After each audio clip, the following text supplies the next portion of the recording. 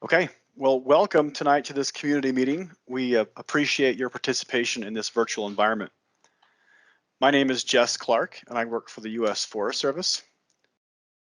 The meeting is being recorded and will be shared with those who couldn't attend tonight. To orient you to this virtual meeting platform, you will see presenters in their shared screen, like this welcome screen with various agency logos, in the central area of Microsoft Teams. At the top of the window, you'll see buttons that will allow you to see a list of participants, a chat panel, and the ability to share virtual reactions to what you're seeing or hearing, or to raise your hand. We will make presentations for the first 45 minutes or so and save the Q&A section until the end. You're welcome to add questions or comments in the chat or wait to verbally ask your question when we get to that point of the meeting. As with most wildfires, any responding agency is typically focused first on threats to human life and safety. Wildfires bring obvious threats while they burn, but once the fire's out, new threats emerge. We wanted to meet with you tonight to share what we've learned over the last few weeks about new potential threats to human life and safety. There will be opportunities to meet with local land managers about recreation trails, restoration projects, fuel management projects, and so on and so forth. But we'd like to keep the focus of this meeting tonight on threats to human life and safety if possible. We have a panel of excellent speakers ready to present to us tonight. They are Maurice Goodall, or Mo Goodall, Director of the Okanogan County Emergency Management Services, Molly Hanson, a hydrologist from the Forest Service, the Okanogan-Wenatchee National Forest, Trevor Contreras, a geologist from the Washington Department of Natural Resources, Joe Lange, an engineer with the Natural Resources Conservation Service, or NRCS, Craig Nelson, an executive director of the Okanogan Conservation District, and Robin Fox, a hydrologist from the National Weather Service. Victoria Wilkins and I, both from the Forest Service, will help moderate and facilitate this meeting. Thanks again for your participation tonight. We'll jump right in with Molly Hanson and her presentation on the Forest Service BEAR, or Burned Area Emergency Response, assessment of these fires. So Molly, with that, you are up. All right, good evening. I'm going to share my screen here. I got it, Molly. You're good to go. Yeah, let's go. So as Jess said, I'm the forest hydrologist and BEAR coordinator for the Okanogan-Wenatchee National Forest. And this year we have multiple fires across the forest, and the Cub Creek 2 and the Cedar Creek fire were the first fires that had a BEAR assessment on them. And so that started the last week in August and went through the first week of September. So I'm going to run through a quick overview of what BEAR is, the steps we take in our assessment process, and kind of the results of the process, and show that with you. We are covering about 120,000 acres of area, so I'm going to keep it pretty general. I do have some examples of what we can expect to see from these burned areas. All right, so what is BEAR? So BEAR is specific to the Forest Service.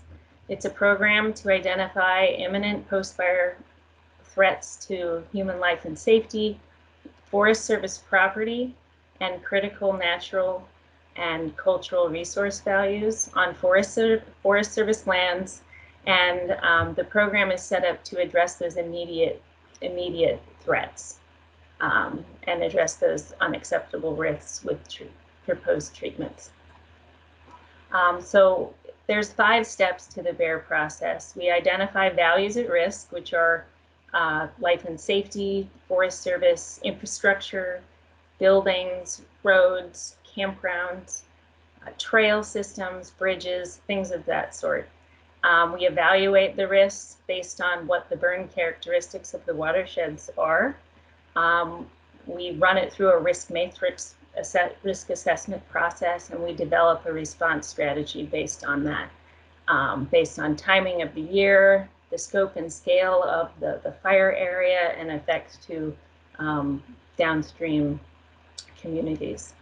And then we implement the strategy. So right now we're still in the assessment phase at the forest level. Cub and Cedar are in the process. We have an assessment. It's out for review at the regional office, and we're waiting approval right now. So we haven't shifted into that full implementation mode yet. So an example of what critical bear values are. So human life and safety for those activities related to using National Forest System lands, whether that be driving on a Forest Service road, hiking on a Forest Service trail, camping in a Forest Service campground, parking in trailhead lots, visiting the ranger station, those type of things. So the property that goes along with providing that access and those activities. And then our resource values. How did this impact soil productivity, water quality, critical habitat for wildlife and threatened and endangered species, critical habitat, and then cultural and heritage resources as well. So the fire's been burning, and you all have been watching the suppression activities with aircraft. And now with cooler weather and rains, we've had a reduced intensity of fire activity. And so now it's the bear teams go out when it's kind of cooling off, and we get out there and we look at, so what did the fire do to the soils and the vegetation and those natural resources we have and we manage for. So I'm going to be showing you a bunch of maps, and the maps really highlight this picture here. And so fire intensity is the impacts to the above ground vegetation, that canopy structure of pine trees, deciduous trees, the shrub component, the wildflowers, the ground cover, and the litter. How much of that material is consumed with the fire, and that gives us a really good indicator of how the fire will recover and the damage to the soils themselves, and if they will be able to infiltrate water. And also, will that seed bank of that local native seed and those native plants, will they be able to recover quickly? And so that's what we're doing with our field work. We're out there validating our remote sensing image that we get, and we're out on the ground doing what I think Jason here in the photo is looking at how the soils were affected. And we have the little bottle of water there, and we squirt that on the soil, and we dig down to different layers, and we see if the soil is hydrophobic or water repellent. So we do that to see where in the burned area will we have runoff, direct runoff from rainfall landing on this burned area. And so with the impacts to soil burn severity and that identifying those water repellent areas, we also want to look at geologic hazards, areas of more increased erosion and flooding, and where we have a lot of hazard trees and where travel in those burned landscapes are going to be hazardous. And then we also have a risk of, with this removed removed vegetation, we also have a larger risk for non-native vegetation species to basically move in and take over in these big polygons of high and moderate burn severity. So I talked about a lot of things there. And so basically we have a burned landscape. We're going in and we're looking at, we have a road or a campground or a trail, and we want to say these are our values that we're going to be assessing risk for. And we say, okay, for example, the Chew Up campground on Cub Creek 2 fire.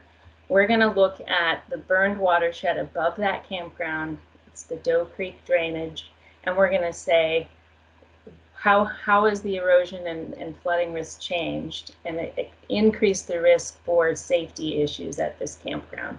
And so we run it through this. It looks complicated, but you know, if we have risks to human life and safety, those elevate if it's possible, unlikely, very likely.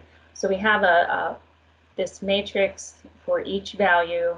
We go through probability of damage or loss, and then the magnitude of consequences. So behind the scenes, it's a really, really big spreadsheet and a really tedious group exercise of going line by line of everything in the fire area, trail, road, campground, Brebecomus, the rec residences up there, different water uses, 8 Mile Ranch, there's surface water diversions, there's water uses within and below each fire. So, so once we do our risk assessment, we go through possible treatments that could help address those immediate risks that we've identified as unacceptable risks to life and safety, or unacceptable risks to Forest Service infrastructure, including roads, trails, campgrounds, things like that. So enough of the basics.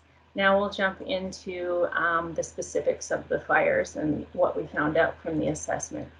So right before the team started, August 25th, we had a rainstorm that happened. And so what we found out is over the fire area, we had these multiple rain gauges. And we measured from the first butte gauge, excuse me, and the other RAS sites within the fire. We recorded the rainfall amount and the distribution. And I just wanted to, I bring this up because the rainfall amount and how it's going to impact that burned area is kind of the key and the theme of this whole meeting tonight. And so that storm, it hit Winthrop kind of with the highest intensity, the most rain, and the most rain in the kind of the storm period, time period. And we got about 0.2 of an inch of rain in an hour. And so that was a storm that we could actually go out as a bear team and look on the ground for evidence of how did this landscape behave. And you know what we saw was that there was some localized rilling and some localized erosion and sediment delivery kind of within that slope area. And that was 0.2 of an inch in an hour. And so that's really a very average kind of storm that happens quite a bit. And so what we did, because we're worried about life and safety and damage to infrastructure, we wanted to base our assessment on a model storm, which was more rainfall in that hour. It was about 0.5 inch of rain in an hour, or a 5-year storm, a 1-hour stormfall event. And we ran that storm through models to show the relative increase between the pre-fire and the post-fire runoff conditions. And so we did that for a lot of watersheds in the area, but I'm just going to run through one as an example. And so this slide really shows what that 0.2 of an inch an hour did, and so localized erosion. So just keep that in mind.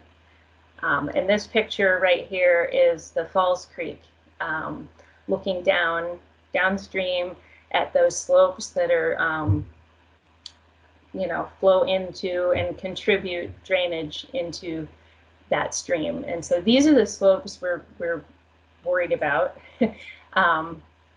And so this is our burn severity map. So this is what our field data helped produce. And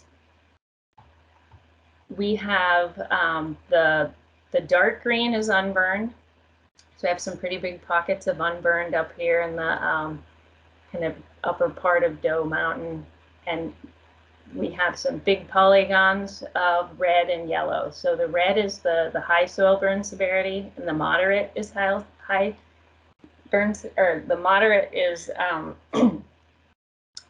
sort of similar to the high burn severity. It had less vegetation impact, so there was a little more cover and a little more litter left on the ground, which is really good. However, we did find hydrophobic or water repellent conditions in all the areas of moderate and high. And so that was something that helped us produce another product here, which was a runoff potential map. And so I wanted to key into showing you the percentage of the burned area, the percentage of burned watershed area per watershed, just to show you kind of what we key into when we're doing these assessments.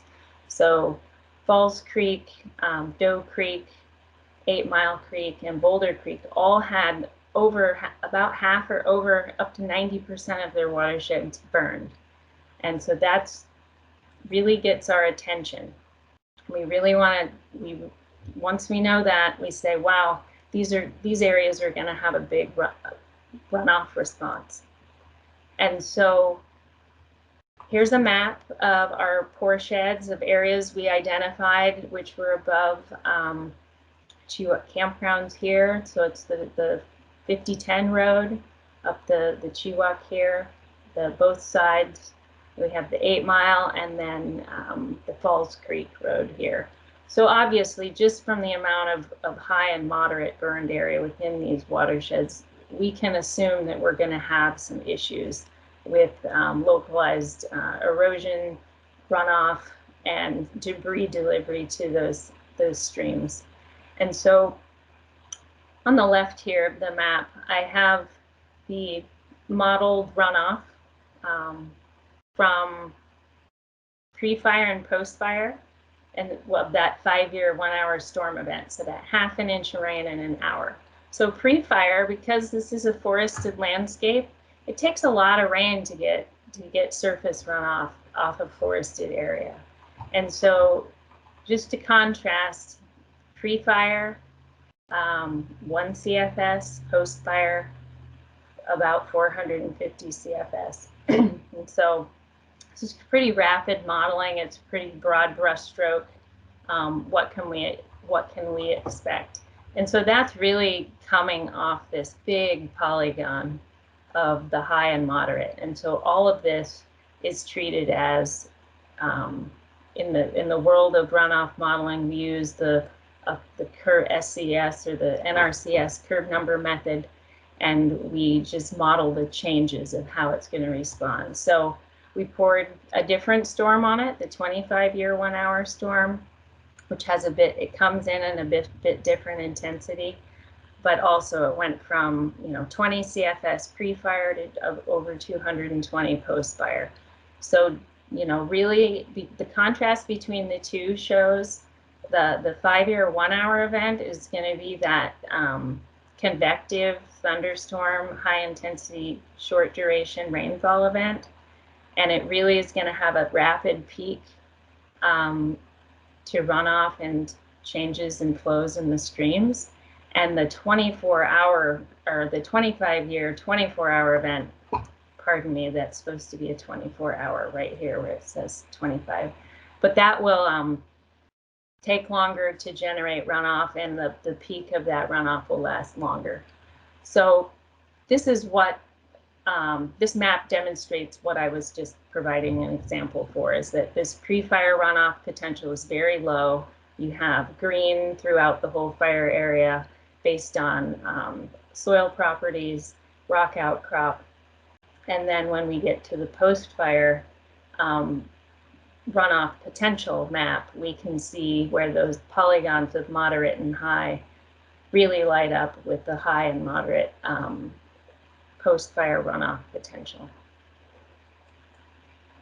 So the moral of the story is, where we have these areas of high runoff potential, we can expect in the smaller tributaries of the 8 Mile drainage of Falls Creek, we can expect some debris to be moved with these storms.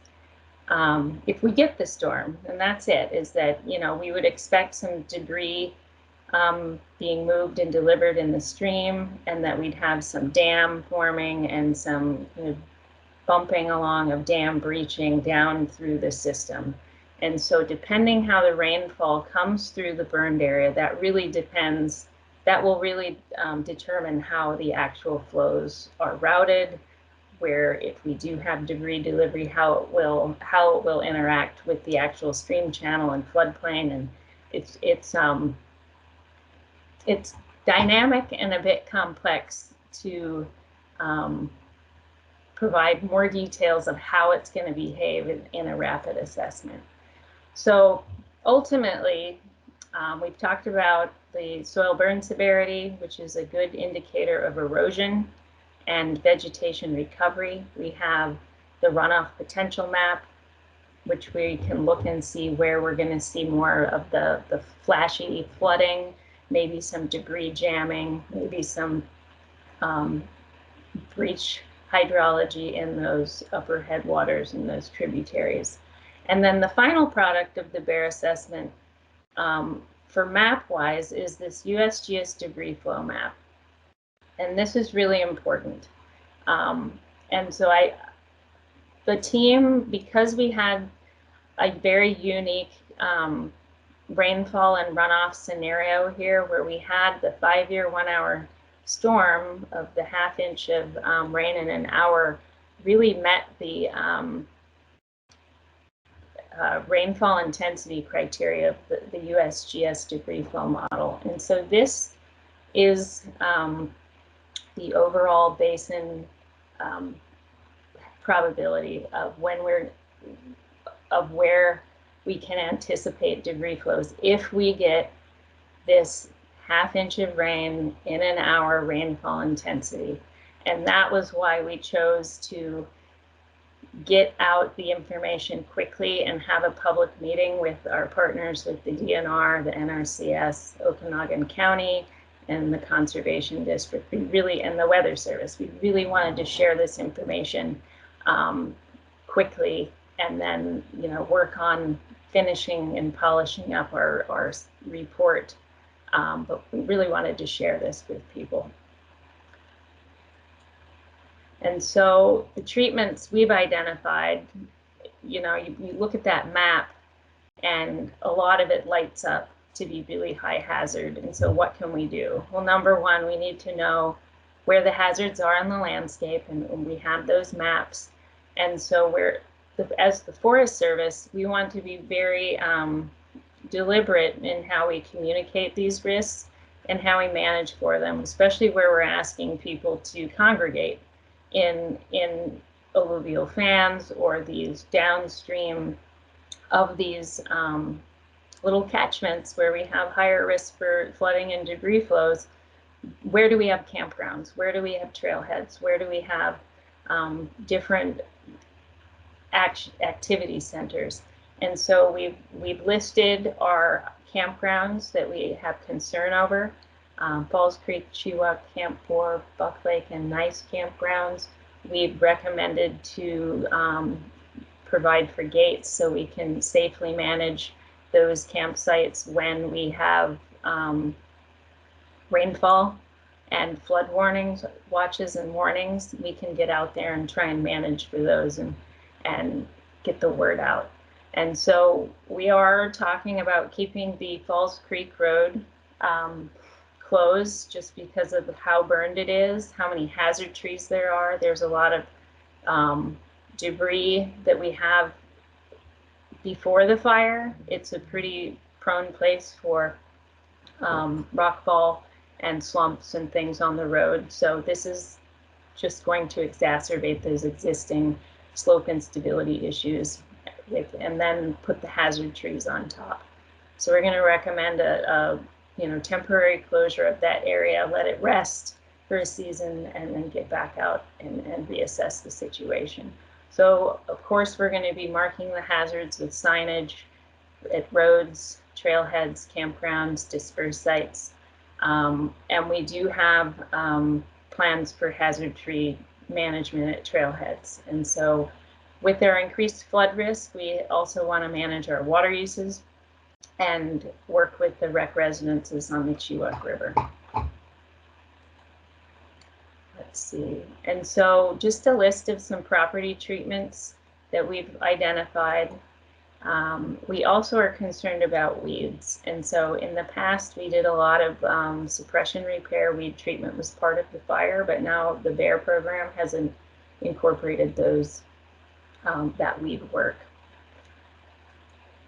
And so let's talk about Cedar Creek. We're going to go through kind of the same list of maps without all the introductions. So Cedar Creek has a little different orientation. And so we have these pockets of high burn severity that these drainages flow down to Highway 2 along Early Winters Creek. And then when we get over into these areas, we have these drainages that flow down into the Methow here. And so Wolf Creek is a concern. And then the Gobbler's Knob, Thompson Ridge area is a concern as well. And so the DNR folks and Joe will be talking more about kind of the off-forest in hazards. Let's see. And so these are the watersheds we'd identified as having values at risk downstream. So Wolf Creek Trail, Trailhead, we know there's surface water diversions, water uses. You know, we've looked at Highway 2. We do have some trailheads and some campgrounds over in here. We assessed those. And then the Looney Creek area is an issue as well. So, you know, the runoff values were, each individual drainage has a bit different runoff characteristics, but they're all, we're not seeing any small increases in flow. They're pretty big based on our model storm. And so the runoff potential map for Cedar Creek, it's more red, and so inherently the hydrologic soil groups are different between the Cub and Cedar Creek fires. And so we have higher runoff potential from the Cedar Creek fire pre-fire, and then post-fire it really is more widespread throughout the whole fire area. And so here's the debris flow map for Cedar Creek, and a lot of the fire lights up. And so we really want to stress that the ½ inch in an hour rainfall is something that people are watching for, especially because we have a lot more communities and subdivisions and neighborhoods and people living downstream of the forest. And so I need to get off the phone here so we can let our partners talk more about this, but these are the maps that DNR and NRCS will be focusing on Cedar Creek and Cub here. So our treatments for the Cedar Creek fire are going to be, we're looking at trails. We want to keep our trail infrastructure on the hill, and we're going to be doing some drainage work to try and reduce the impacts of erosion and runoff. We have a lot of signage, and I know the Chickadee Trail system, we have some temporary trail closures in there until we get to reassess kind of each specific trail and kind of look at the specific hazards related to travel on those trails, which will be kind of a work in progress as we go after this rapid assessment. Just some types of storm proofing, you know, increasing the drainage and water control on our roads is a big treatment that we're going to pursue. And then the weed work is also something we need to pursue as well. So how to stay in touch with what the Forest Service is doing. We have an INSA website up, and the little green trees are the bear specific web pages where Jess has been posting updates, and we'll be updating information for Cub and Cedar when we get our more final reports. And so 25 Mile, the fire in Chelan, is also up, and then we will be moving down to Schneider Springs as well. So with that, I wanted to let you know that with INSAWeb, we also have the Central Washington Fire Recovery page. And so this is where we try and post our information that can be shared, and then other partners in this meeting can also refer people to look at this page. This is kind of the clearinghouse of the post-fire information for the forest and partners. And so with that, I've talked a lot about the Forest Service values and what we're doing. A lot of it is avoidance, and a lot of it is just going to be making people aware of the changed conditions and that the risks out there, and just really working with our Weather Service and county partners to just make sure the word gets out that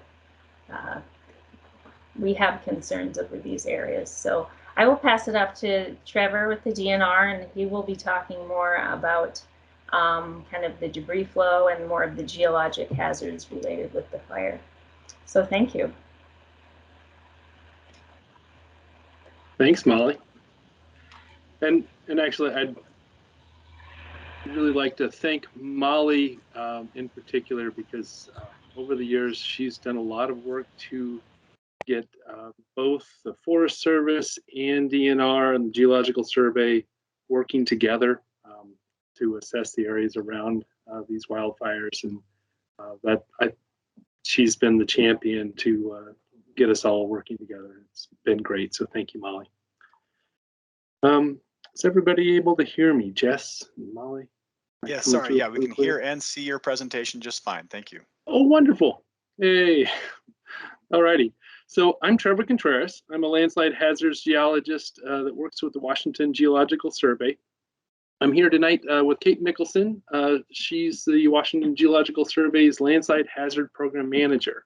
And we work together on these two wildfires to kind of assess the areas outside the national forest. So we focus on hazards that exist after fire, specifically debris flows that can impact people and infrastructure, so highways, homes, irrigation systems, stuff like that.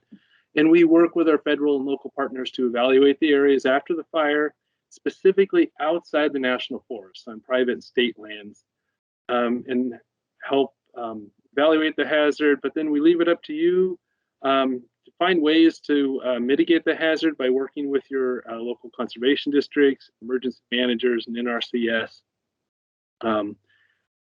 So let me see, I've got something in the way here. Oops, am I still there? Great. Yep, we can still see it just fine. Perfect. All righty.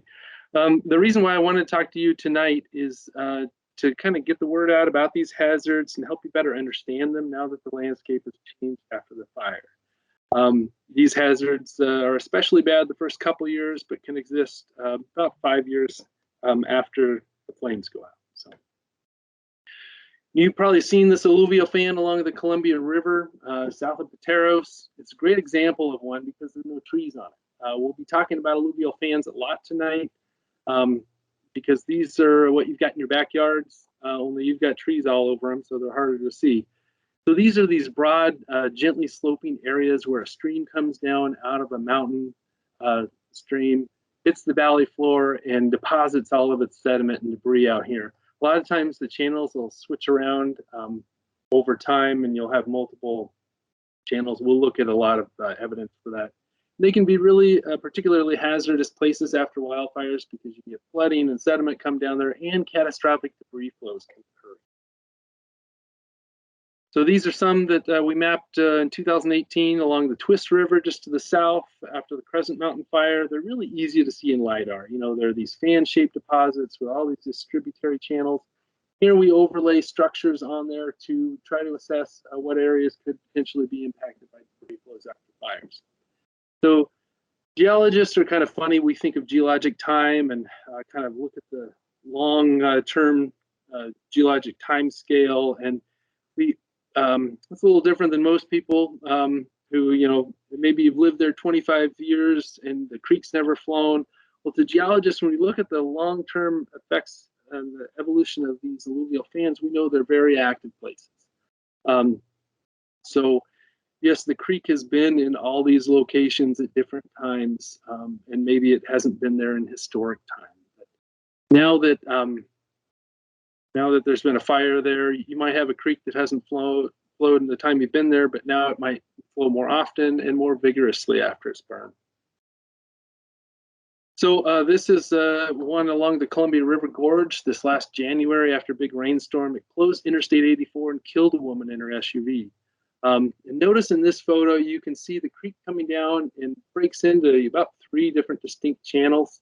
So at one time, you can have the creek flowing in multiple different channels. And you see that a lot of the fans in the area surrounding the fire. So they jump around. And the geological community has been watching this particular fan because the area burned in 2017. And it did the same thing in 1996 after a previous fire. Luckily, nobody died in the 1996 event. But I want you to notice a few things here. You've got this wood stove, what they weigh probably 400 pounds, used to be in the house over by the chimney. Well, the debris flow came through and swept it into the yard. So that's kind of a testament to the power of these events. You'll notice boulders everywhere. That's a distinct sign of debris flows. These are what kind of Kate and I use to differentiate between normal stream flooding and debris flows. Is these boulders remain on the landscape for a long time. So, in 100 years, the trees might grow back, a little bit of soil development, but the indicator that 100 years before there was a debris flow is these boulders everywhere. Also, I want you to look at the house. The upper portion of it seems pretty well intact. If you go online and you look at pictures of the Dodson debris flow of 96, you'll see a lot of pictures inside the house where there's mud up on the wall, waist deep, chest deep, when that debris flow came through. So knowing that, the backside of the house can be impacted and you get mud and floodwaters inside the house.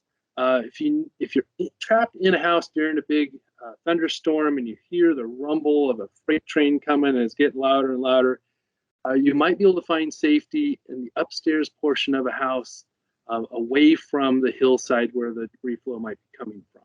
So if you're not able to get to a second story, they say getting on counters and furniture may keep you up out of the mud enough to not have you drug out in the front yard. So consider that if you're not able to evacuate prior to a debris flow coming through. What we'd like you to do is start making a plan, watch the weather for the next few years, and if there's a really bad thunderstorm coming, depending on your location, if you're on one of these fans, you may want to consider evacuating. Work with your local emergency managers, National Weather Service, to come up with plans for that. And if NRCS can help with mitigation prior to that, check into that. So the work Kate and I do is that we really look around the edges of the fire outside the National Forest. We put together a report called a WALERT report, Wildfire Associated Landslide Emergency Response Team report. For the most part, we focused on the Cedar Creek fire because there's a lot of alluvial fans and a lot of you living in this corridor between Mazama and Winthrop. We published a report last month and we were in a hurry to get it out the door. So we didn't include a lot of really detailed maps, and we've since gone back and made maps more detailed for you tonight. They're in this PowerPoint that's available on our website, as well as that Central Washington Recovery website. I'll give you all the links later on, but they're available for you to look at. We've included the U.S. Geological Survey debris flow modeling in our images to try to help you visualize that modeling on the landscape in relation to your homes. We didn't show the irrigation canals in this set of maps. They're actually on the coarser scale ones, but we can give that data to the local irrigation managers. But what tonight we'll be talking about the alluvial fans around Cedar Creek, and then we'll switch over to one on the Cub Creek fire. So first we'll start out up near Mazama. So in our report, we went through and we named different places that we're going to talk about and maybe write a paragraph on. We named them different things. So Cedar 1, 2, 3, 4, and 5. So if there's a point on this map and a name like Cedar 9, it means there's probably a paragraph in our report that you can read about it. So we'll start up here at Cedar 5, 6, and 7. It's near that road that goes to Mazama. So here we've mapped out the alluvial fans. We've connected up the U.S. Geological Survey's debris flow modeling, and we've overlaid the houses that Maurice Goodall gave us with emergency management.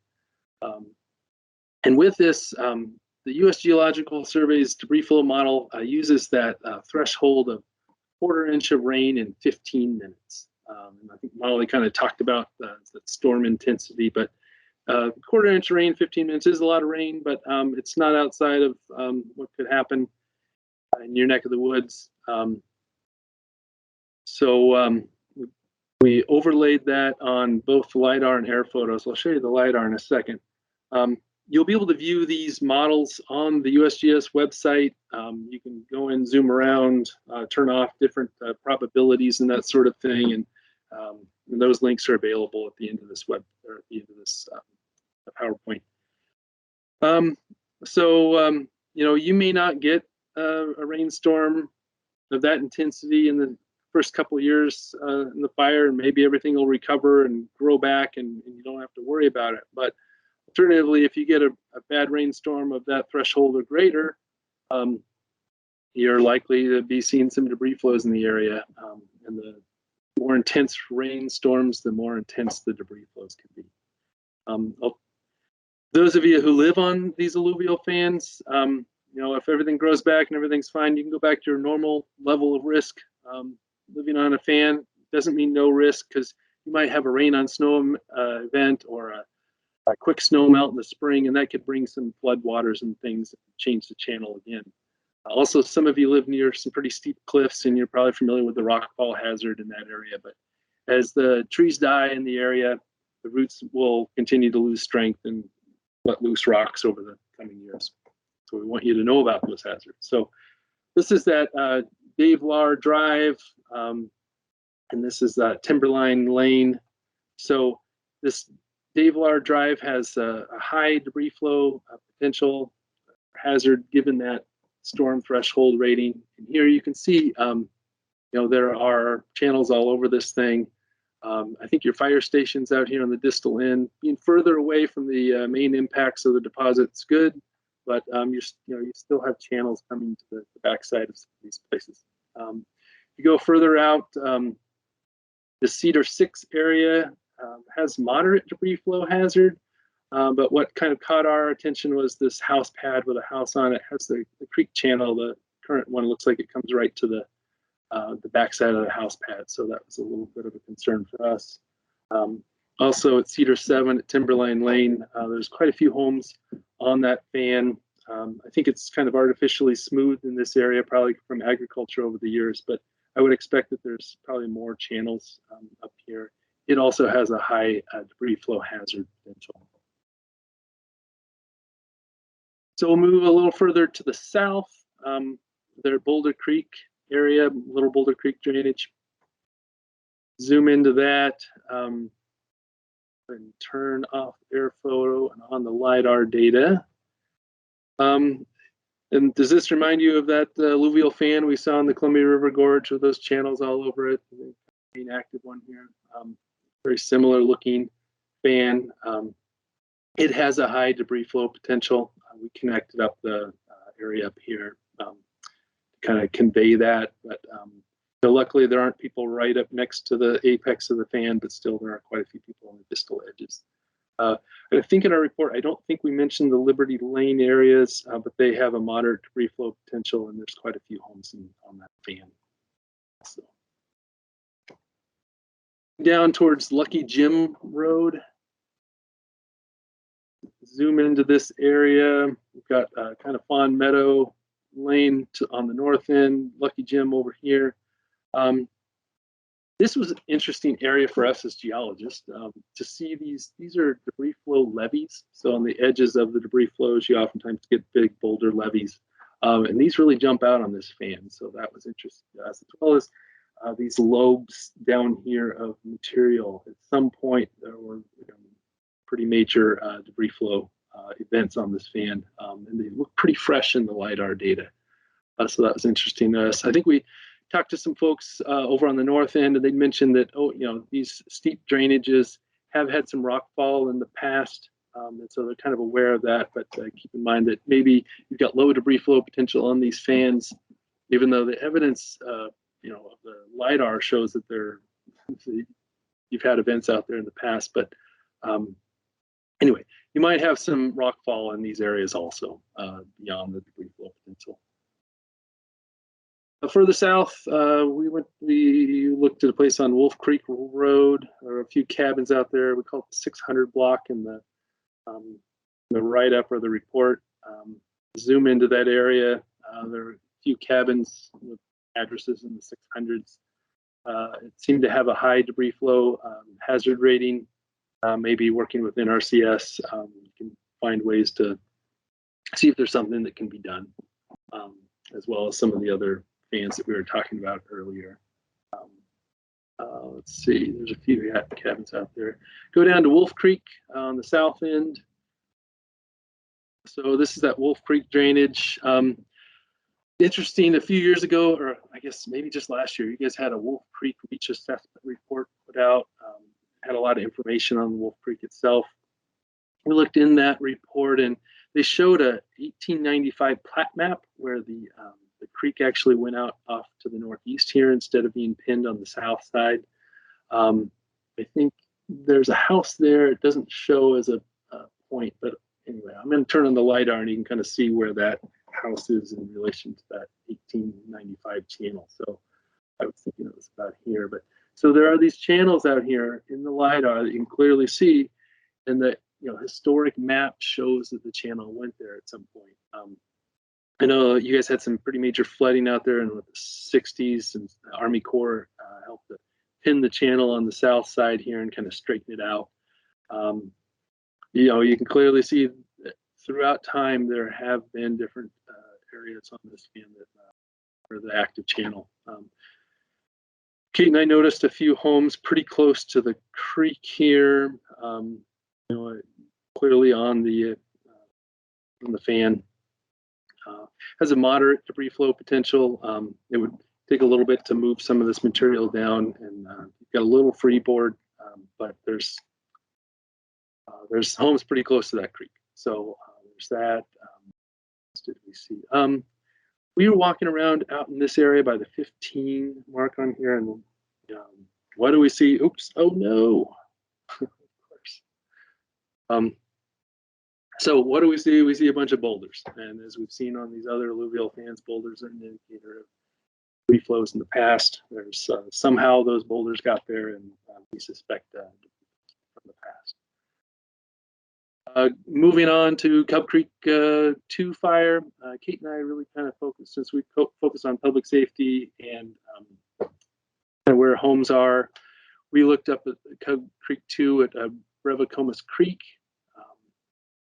There's a few recreational cabins up there. It has a moderate debris flow hazard prediction, given that modeled storm. And with the LiDAR imagery, you can clearly see a lot of these different channels all over it. We noticed a lot of boulders in the area, both some nice big boulder lobes up on the north, east side of the road, where the cabins all are, kind of on this distal edge, but it was littered with boulders also. And you can see that the channel's been all over this fan in the past.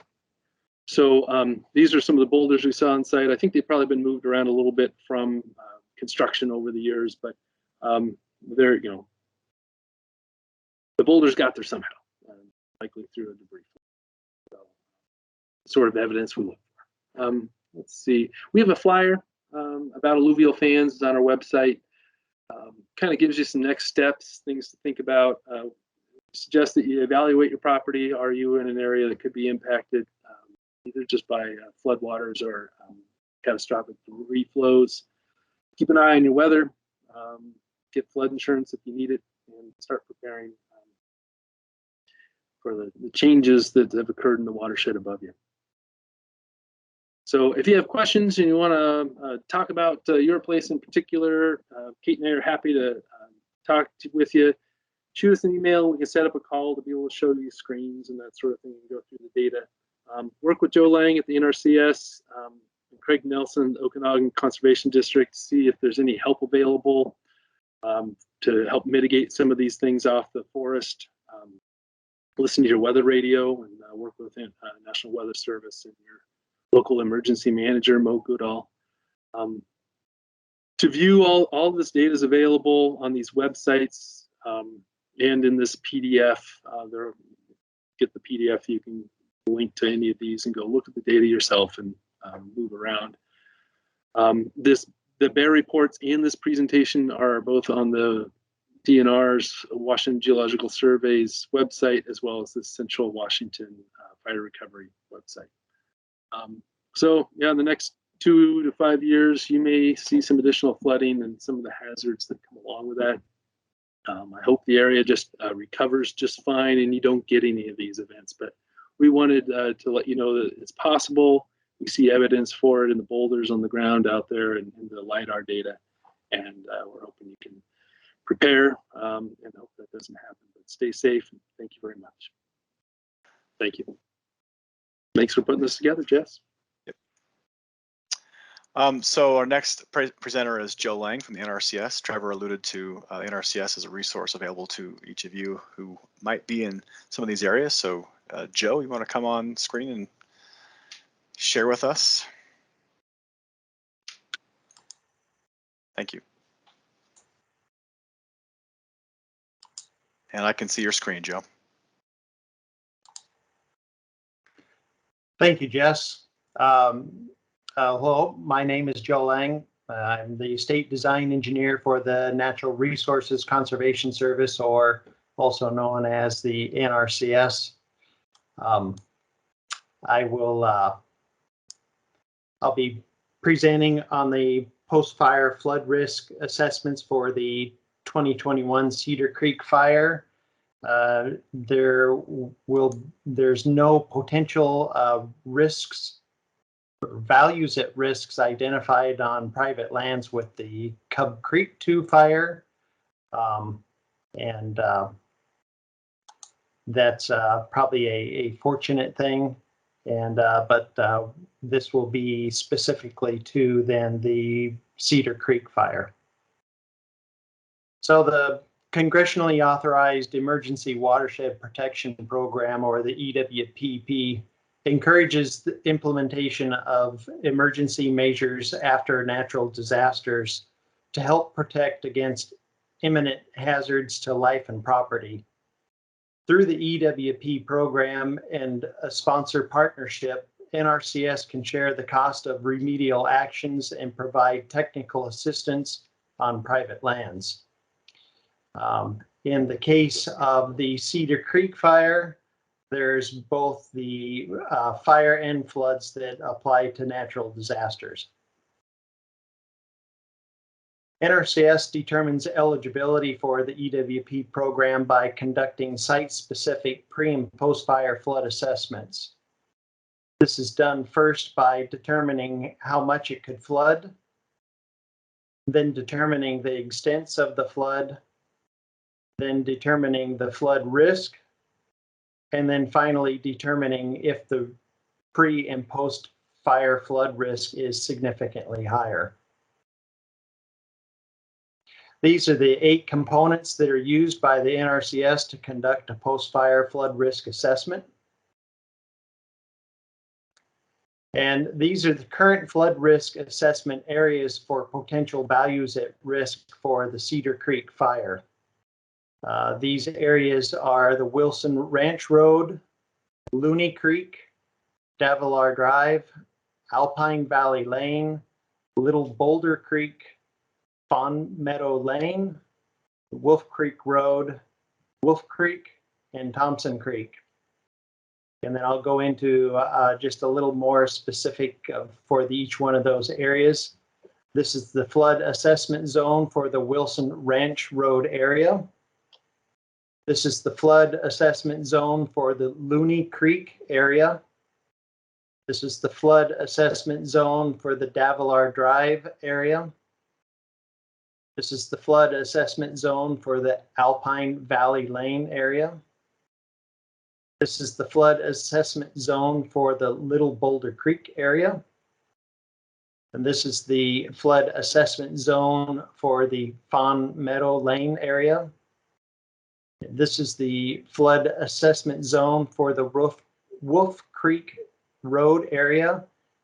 This area is just adjacent or south of the Jeffrey Lane and Drippling Spring Road. That's these two roads that are just to the north. This is the flood assessment zone for the Wolf Creek area. And then this is the flood assessment zone for the Thompson Creek area. So the structures or homes located in these areas may be at risk to post-fire flooding. And the NRCS needs assistance with identifying any of the following. So we need to know if there's any mobile homes there, or if there's any homes with basements that have living areas. And the reasoning for those two is because those two types of structures or living areas create a higher risk. So things that the private landowner can do, you can ask your insurance agent about the FEMA post-fire flood insurance. Make sure that when you're talking with your agent that you're mentioning that it's for the post-fire flood insurance, not the typical or the normal FEMA flood insurance. You do not have to be located within a FEMA flood zone area for this. You can make sure that you understand the specific flood risk at your property and understand how to get the weather forecast from the National Weather Service and know what type of storms you need to be concerned about causing flooding or debris flows. You can develop an emergency action plan, and don't wait until it starts raining. You want to plan and plan what you'll do, where you will go, and when you will be doing it. And then you want to practice that plan.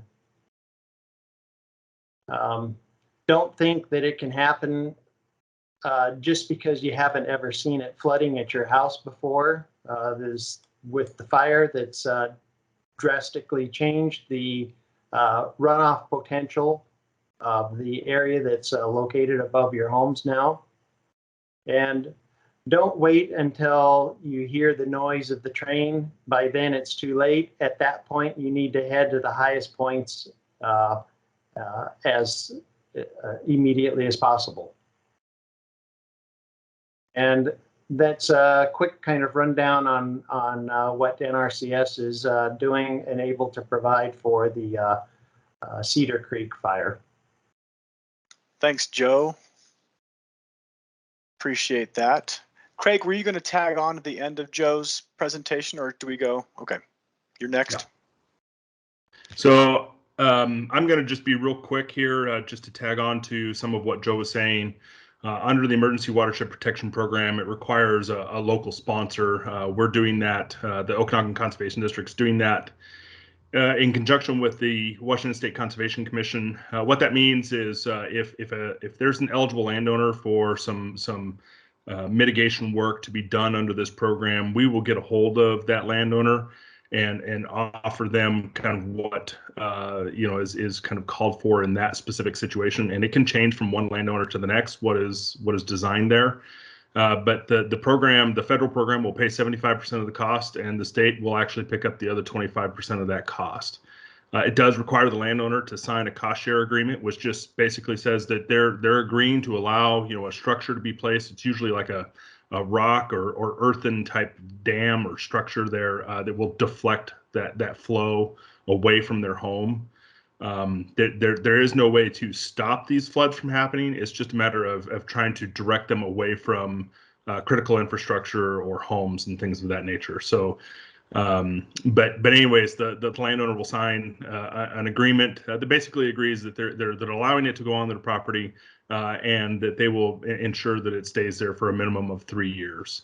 The conservation district will actually hire the contractor and then work collaboratively with the landowner to make sure that we're out there at times of the day and week and whatnot that is most convenient for the landowner to the maximum extent possible. The program is completely voluntary. We offered this program in 14 and 15, and we had landowners that accepted the projects, and we had landowners that didn't. So, and that's okay too. It's each person's right to decide whether they do this program or not. And I just want to reiterate that we will contact landowners directly and let them know if they qualify for this program. It's a little bit tedious work, so it takes a few weeks to kind of get around and get a look at these things and get the reports from Joe and the other folks there at NRCS to let us know which ones we're looking at, and then try and track down contact information. So then the other part is we want to make sure, as Joe mentioned, get flood insurance. You can go to floodsmart.gov. It has really good information. It does take 30 days to go into effect, so start having that conversation now with your insurance agent. They are required to sell it, and as Joe said, you don't have to be in the floodplain. And a lot of insurance agents, they'll say, well, you're not in the floodplain, you don't qualify. You do for this particular type of insurance, just keep asking questions, and you'll get there. More and more insurance agents are getting, very familiar with this program. So unfortunately, they've had more and more experience with selling these policies. So just have that conversation with them. And again, reiterating some of what Joe said, have a safety plan and have routes to safety, and discuss them with your family. Watch those weather forecasts. Robin's going to talk a little bit about what weather storm watches and warnings and what the differences are and everything else. Heed those warnings and make plans to do the right thing. And when in doubt, get out. If there's a storm predicted, go into town, go visit a neighbor, or some friends that are down the road or whatever. There's not a lot you're going to be able to do if that storm does come. So other than put yourself at risk. So and the final thought is you don't have to be in danger if it's dry on your head. It can be raining in that upper watershed miles away and cause problems for you downstream. So don't wait for the rain to be on your head to think that there might be danger. Look at the weather up in the hills above you, and act accordingly. And hopefully that will help a lot in mitigating your risk and help you stay safe. So that's all I have for now, and happy to answer questions later. Thanks, Craig. And one thing to note as well, you could be camping and you could be in a spot that's completely unburned and not realize that beyond those burned trees 100 yards up, you got a completely burned watershed. So knowing where you are in relation to the burn is pretty important while you're out as well. So thank you, Craig, for those words. Robin will be our last presenter in terms of the science assessment of these fires. So Robin from the Weather Service, take it away. All right. Okay, can you see my screen? I sure can. I can hear you well as well. All right, wonderful. Okay, so hello everybody. My name is Robin Fox. I'm with the National Weather Service in Spokane, and I'm the service hydrologist there. And we're going to talk about the National Weather Service forecasts and warnings program. So we know Okanogan County is part of the National Weather Service Spokane County warning area. The National Weather Service staff is aware of how vast and remote this county is and the challenging weather conditions it experiences. I want to point out the mission of the National Weather Service is twofold. The number one is to issue weather, water watches and warnings for the protection of life and property. And we heard that a lot this evening about that. So we work with our local, state, and federal partners to accomplish this.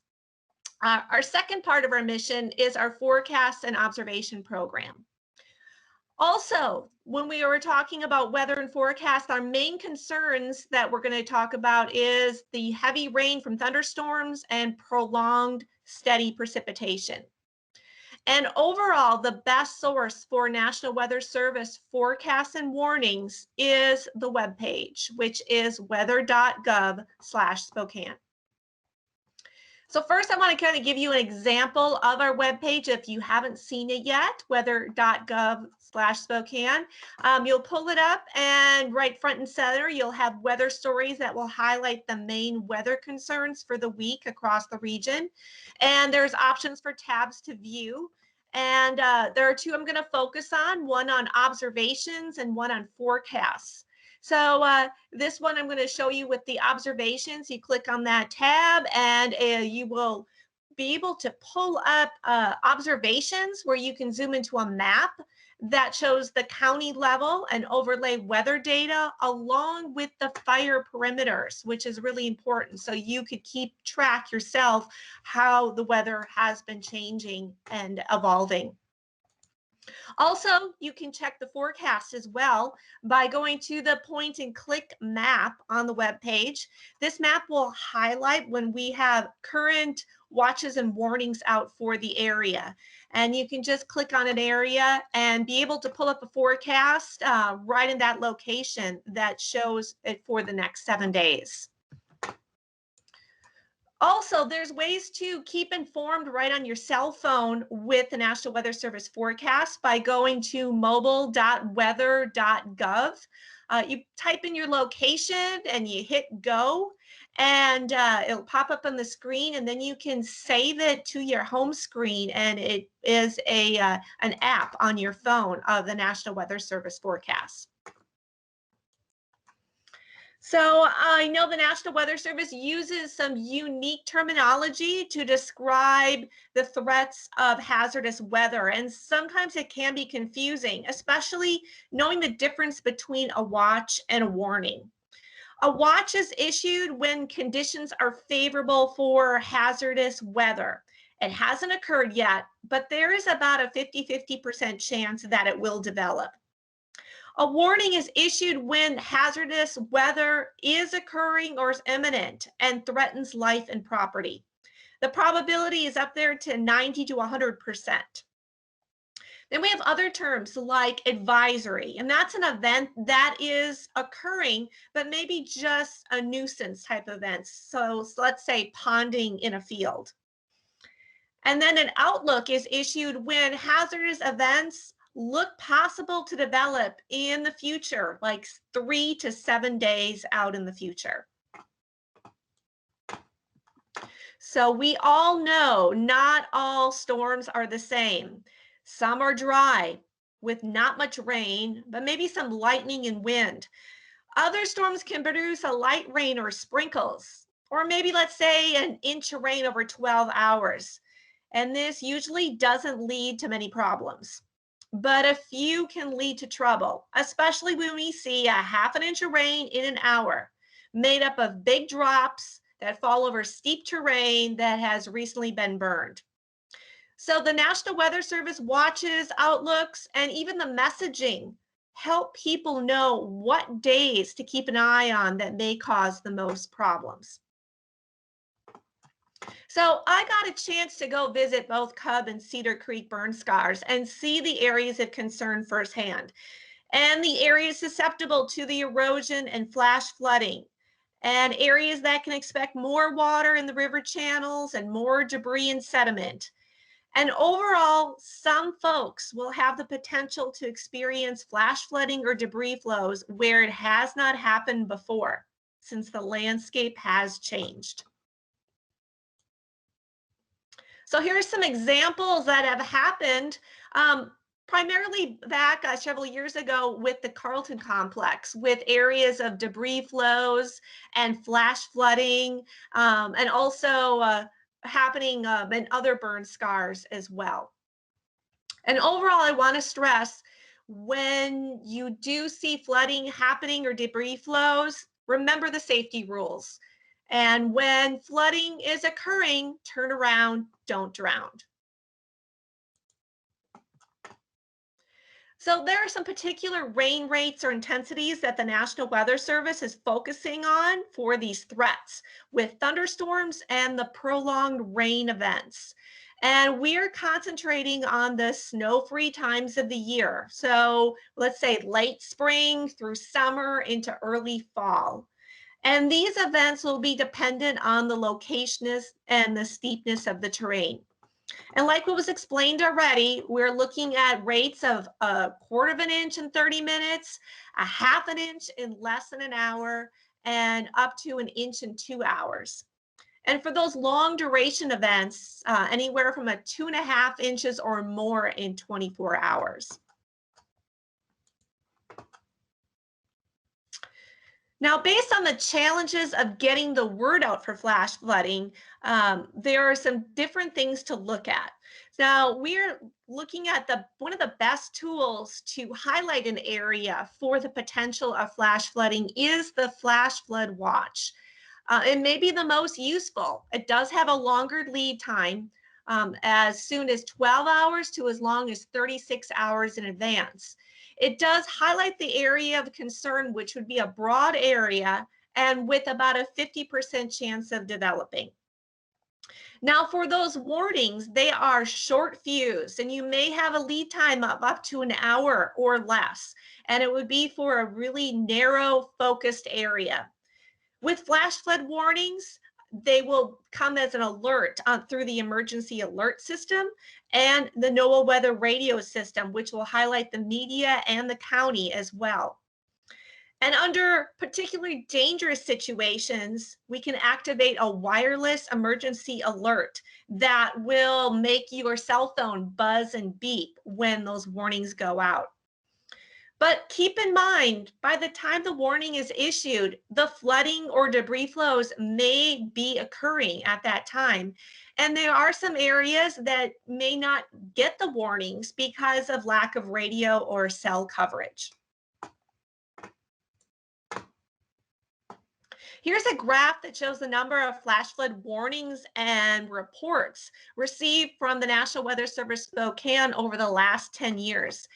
And it's important to point out the cycle of flash flood events ebbs and flows through the years based on the weather pattern and the number of recent burn scars that need to be monitored. Some years have been dry and quiet, and others have been quite active. So the National Weather Service has various tools used to monitor heavy precipitation. The top of the list is the weather radar in Spokane, which scans the skies for thunderstorms and precipitation. It has its benefits and limitations. We know that gaps in radar coverage do exist in the Cascades. And sometimes those thunderstorms, being as large and tall as they are, we can still see them from our radars from many miles away. To fill in some of these gaps, we have weather satellites that have been introduced that provide high resolution pictures to help fill in those holes and help us track the thunderstorms through lightning in the cloud tops. We also have a network of rain gauges that are valuable.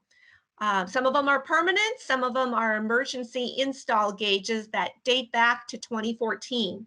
And they give us short duration precipitation data that is important for flash flood forecasting. And also we have our weather volunteers, our weather spotters and CoCoRaHS observers that measure precipitation. And they contact the Weather Service to give ground truth on storms, not only on rainfall and flooding, but severe weather as well. And lastly, I just want to stress the safety rules with heavy rainfall and flooding. If you reside near or below a burn scar, stay informed on the weather, especially before and during a potential event. Follow the Weather Service website. If you're active on social media, we're there. Facebook, Twitter, we post things quite frequently. And also, if you can pick up a NOAA weather radio broadcast, we'll have updated information on that as well. If and when heavy precipitation does develop, do not wait for the warning to evacuate. Keep an eye to the sky, look around in your surroundings. And remember, do not drive through any amount of moving water. It only takes 12 inches of water to lift a vehicle off the pavement or road surface, and 6 inches of moving water to knock a person off their feet. Be extra cautious at night when it's difficult to see the dangers of flooding. So remember, turn around, don't drown. And this wraps up my part of the presentation, and I'm happy to answer any questions. And here are some of my contact information and our webpage at weather.gov/Spokane. Thank you. Thank you, Robin. Appreciate your presentation. Before we get to questions, we have one more speaker. Mo, you want to have any concluding remarks before we jump into Q&A session? Sure. Hey, a lot of good information given out tonight. Robin hit a lot of good things. And really all I want to say is that we need to be aware of our surroundings at all times. You've heard me say that a lot of times about fires and everything else.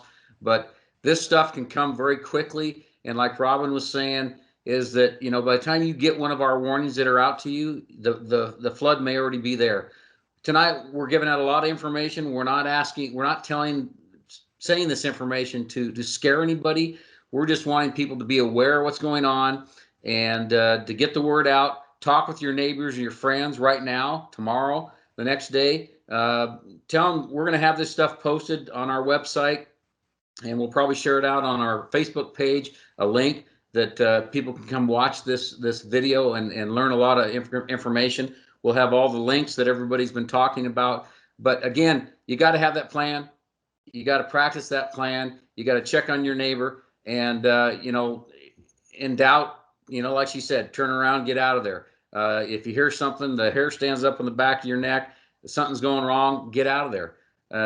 That's the only way you're going to stay safe. So I'm just asking you to please have a plan, and thank you for coming and gaining all this information from us tonight. Thank you. Thanks, Mo. So now we do have some time still for Q&A, and there's a couple ways you can engage in asking questions. You can top of your screen, raise your hand, click the little icon that has where you can do the reactions. You can raise your hand and we'll unmute you if you'd like to speak it. You're welcome to type your question into the chat and we'll address it as well as we can. If you know specifically if you have questions for Craig or for Mo or for Joe, please mention that as well. So we can know who to direct that question to. And I see the first question in the chat, and I'll read that out loud. Is the Bear team responsible for fire line repairs, bulldozers, and hand lines? So whom should private property owners check with our water bar and fire line work? Fire suppression is responsible for their own suppression repair. They do a various levels of quality on that. Molly, do you want to address the question on how Bear engages in fire suppression activity responses? Sure. So Jess was right. Fire line suppression repair is part of the fire suppression side of post-fire activities. So Bear itself only addresses the invasive weed component of fire suppression repair. So that dozer line repair, the hand line repair, other types of road work that's done is currently, I believe, on Creek-Cub and Cedar is happening. I believe that work is back on the district. And so I think Chris Burr is on the line tonight, the ranger from the Met Howe Valley Ranger District.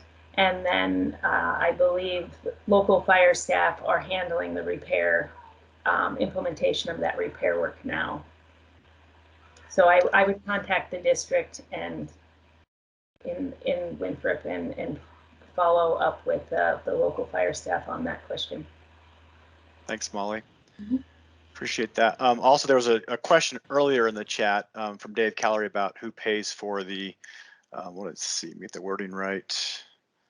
Who pays for the EWP match? Remember, there's a 75%, 25% cost share there between feds and states. And for those who aren't seeing this presentation but listening only, Craig Nelson did address that. Who pays for that? He said right now the Washington State Conservation Commission has funding for post-fire recovery work, and they will provide a 25% state match.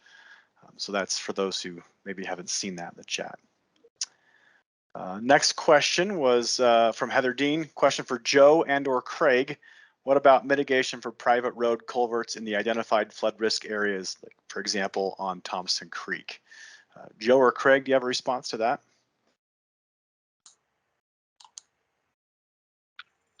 Sure, I can reply on that. The EWP program does not cover any mitigation for culverts or bridges or roads, unfortunately. Now there is a little bit of a gray area there where we can possibly do trash or debris racks that keep culverts from plugging. But there's it will not fund any say enlargement of culverts.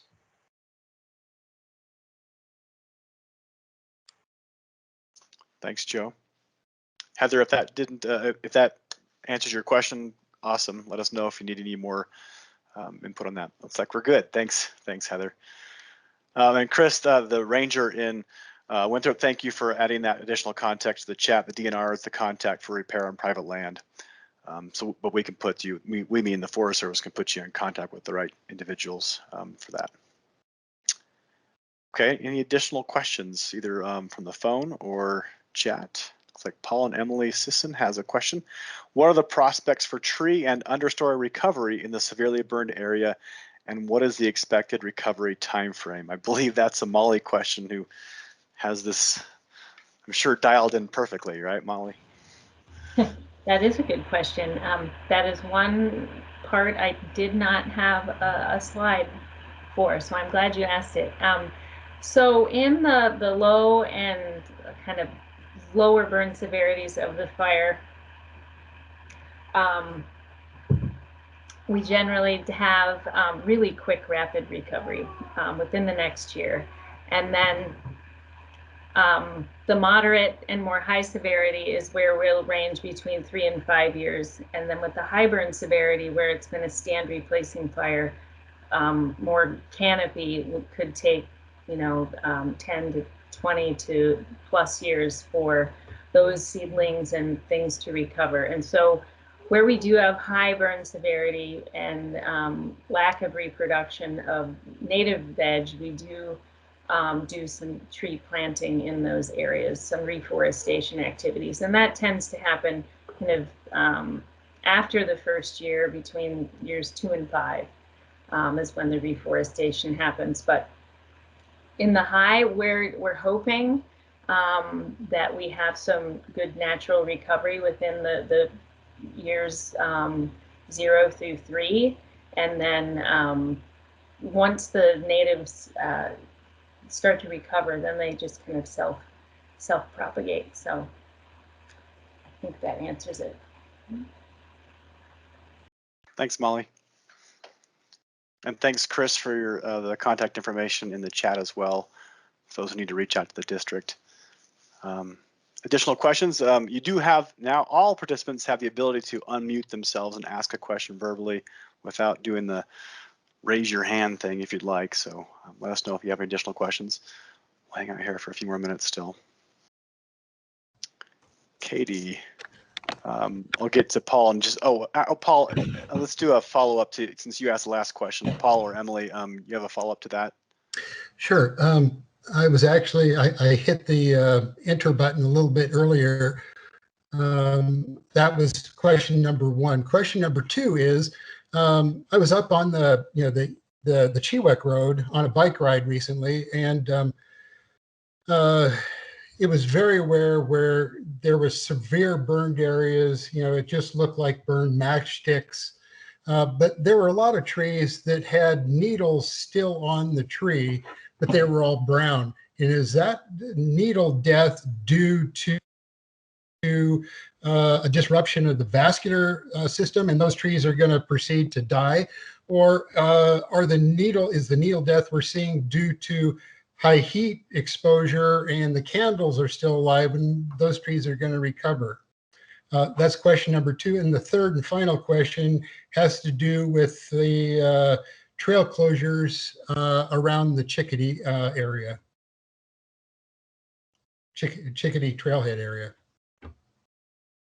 What in specific about the closures? Like, what do you want addressed with that? Do you know which portions of the Methow Trails winter trail system that functions out of the Chickadee trailhead are going to be closed. Okay. All right. Thanks for the two questions. One is, do brown needles mean death? And second, what are the details of the closures on the Chickadee? My understanding is brown needles are indication of mortality.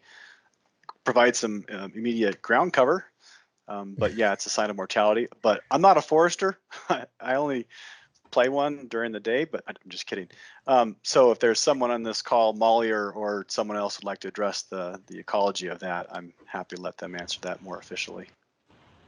I have a quick answer. So generally the trees that have the red needles still intact on the tree it's generally an indicator of moderate burn severity, where the tree has been heated enough to kill the tree. However, the needles are still on. And so the needles are a good thing for helping. It's a kind of secondary ground cover. When the needles drop, we do have some surface protection to the bare soil, which does help prevent erosion. So the trees are likely going to, the needles will drop, and then over time those trees will fall over. And we did have the long residence time burning on these fires when we had that really bad smoke inversion, and so the fire burned down into the ground vertically and really kind of burned around those tree roots. And so there may be a lot of trees out there that are green now, but because they burned below the surface where the tops haven't caught up yet. There was enough moisture or in the tree to still look alive, but in the next year we'll really see where those areas were affected. So I'm glad you brought that up. And about the trailheads, I think we have our recreation fair team member did work with the district and some local trails groups on looking at the trail assessments. And so Chris has a note in the chat, but I think we're going to do further assessment on each site-specific management for each one of those trails. So there's going to be more information coming over the next couple weeks. So Thank you very much. We'll have some information out on that. Thanks, Molly, and thanks for the question, Paul. There's a question from Katie in the chat. What are the opportunities for volunteering for reforestation and the like? Chris, are you able to address that from the ranger perspective and maybe your understanding of how partnerships work on your district?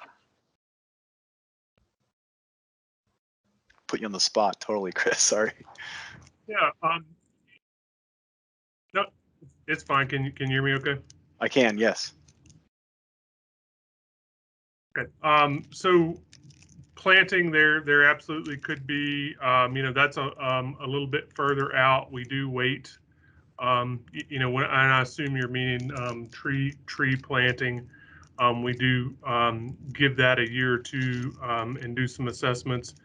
We are also, we have a lot of seeding to do and fire line seeding, and we're having conversations with Meadow Conservancy about, there's been some interest expressed in a seed mob type deal this fall to get folks out and have a volunteer effort on seeding as far as native grass seed on disturbed areas. And so again, not to be a broken record, but we've got, you can call the district and be happy to talk with you more about that as well. But the planting seedlings in these high severity areas as far as reforestation will be something that happens over the next couple of years. And yeah, there can absolutely be opportunities to participate in that as well. Yeah, awesome. Thank you. Got a question for a hydrologist on. Yeah. Would love to have you. Thanks, Chris. Lincoln asks what type of snow melt level without rainfall on snow would be a concern. So Robin or Molly, whoever speaks the hydro language, can either one of you address that question from Lincoln in the chat? I can give it a try. This is Robin talking, and for some reason, I don't know if my camera, there's my camera. Okay. What we're looking for precipitation is the intensity of it. So we need intense precipitation to lead to an issue. When we're dealing with snow in the mountains, that is not going to be too much of an issue unless it melts rapidly. So typically we're looking at thunderstorm events, or maybe those atmospheric rivers, so those prolonged warm rain events that slap over the Cascade Crest and can spread that rain on the east side of the crest. So with that, we see the concerns when we don't have snow, or that snow melts off rapidly. But what we see up in western Okanogan County, that snow doesn't really melt off that fast. So when we go through the winter season, things remain kind of quiet until we get the melt off, and then we get more of that springtime convective weather. Awesome. Thank you. Thank you, Robin. There is another question about, this is probably for Trevor or Kate. You've addressed debris flow risk for alluvial fan areas, but are there increased flooding risks for properties adjacent to rivers that are downstream of fire areas, like closer to Winthrop? So Trevor or Kate, are you able to address that? I don't know that I'm actually able to address it. Maybe a hydrologist. I don't know what the flooding potential downstream on the rivers, what sort of effect that will have. So. Thank you. Yeah, I read debris flow and immediately think of Trevor. Sorry. Oh, no, that's good. It's a flood question. You're right. Right. And so with this assessment, we looked at the convective storm, which is generally a storm that covers a smaller area. I believe the general trend, the largest extent of a convective storm is generally 5 square miles. And so the Cub Creek fire is about 120 square miles. And so we're not anticipating both of the fires to be having the entire storm rainfall amount happening on it at the same time. With the convective storm, we're going to be seeing a storm track through the areas. And so from what we've seen in the past of how storms have tracked through and behave, having a storm track from south to north through the whole Wolf Creek drainage and having it rain on itself as it moves north, that is something that we're concerned about, and how that's actually going to translate downstream would just kind of rain, and the flows would accumulate as it goes north. And so that's something we're watching for, and that's what Robin is painfully aware of, a possibility for that in our flood watches and warnings and forecasting. So floods downstream,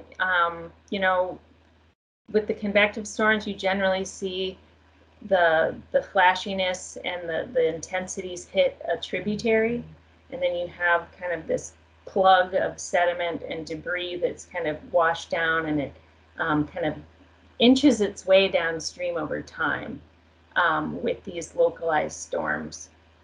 That said, where there's areas where there already are existing debris dams in these kind of steep incised drainages, you can have this kind of stair step and domino effect of where a storm would hit on existing dams, they would be overwhelmed and breach and come downstream. So it's possible.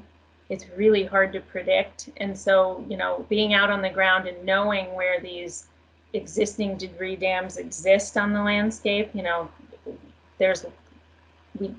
had a very short period of time to do this assessment, but looking at the burned area, at the Google Earth imagery before, and looking to where these debris jam, if there are any, and looking to see each drainage within the fire areas and kind of where those are, that's something we'll continue to be doing behind the scenes. But yeah, there's always a risk of flooding downstream. It's just finding that crescendo of conditions that have to stack up for that to happen. So generally we have more rain on snow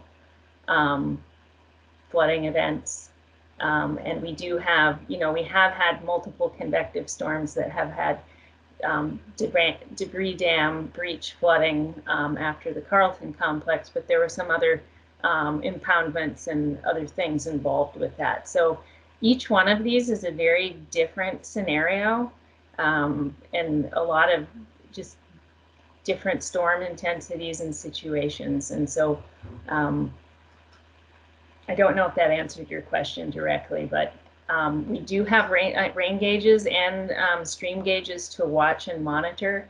And so that's one thing Robin and I were talking about as, having that system of which gauges are we going to be watching, and looking for the signatures of what dam breaches look like, and drops and flows and peaks. And so they are different signatures between a convective storm and a runoff response and a 24-hour multi-day storm. So we might have to have another meeting workshop and go through kind of storm runoff monitoring and kind of the different signatures that the different types of monitoring data can provide.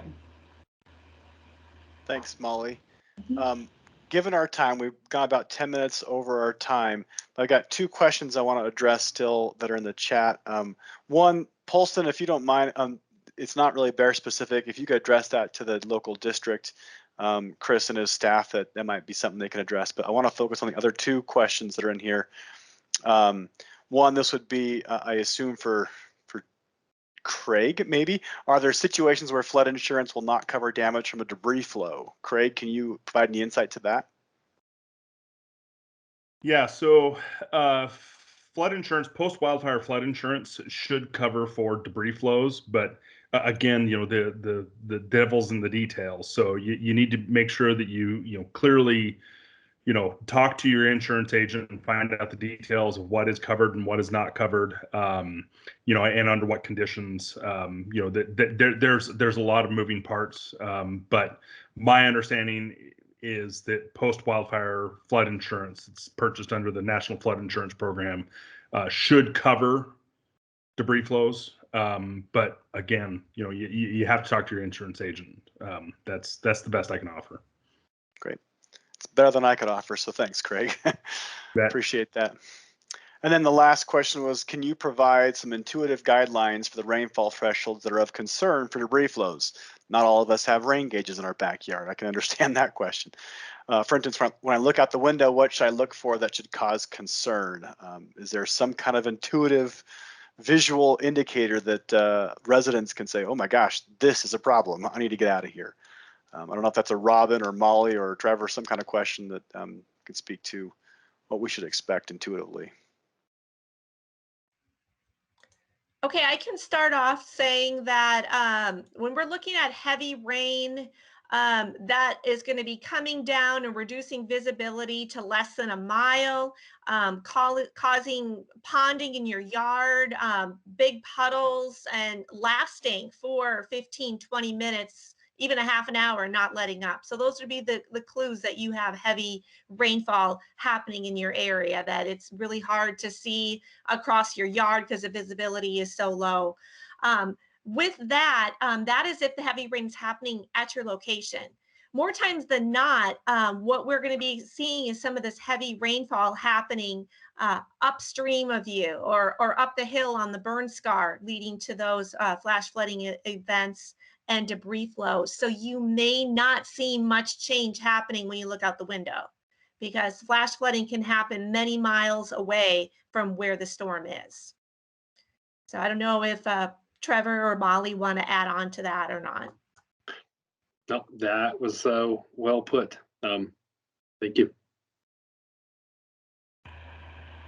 Yep, I think that was very good. Usually a 1/4 inch of rain start, just regardless of intensity, you'll have puddles starting to form and some surface runoff with the 1/4 inch of rain. And I've heard stories of your windshield wipers on high will not keep up with the rain when you're getting about 3/4 of an inch of rain an hour. So something like that. But That's a good question. I need to find more examples. Awesome. Thanks, Robin and Molly, for that. Well, thanks for your time, everybody, today. Like I said, we've gone longer than we expected today, but we appreciate your engagement and participation. Please reach out to us if you have any questions. You've seen the links to the website. We have that Central Washington Fire Recovery.info website. It's been in this chat. That chat will disappear when the meeting ends, so keep that in your back pocket somewhere. Go there for reports and the science assessment of these fires, contact information. But thank you again for coming here, and thanks to the panel for their presentations and their expertise in these topics who can address these questions. So with that, we'll end the meeting. This will be recorded and we'll share it more broadly again for those who need to see it. So thank you so much. We'll see you later.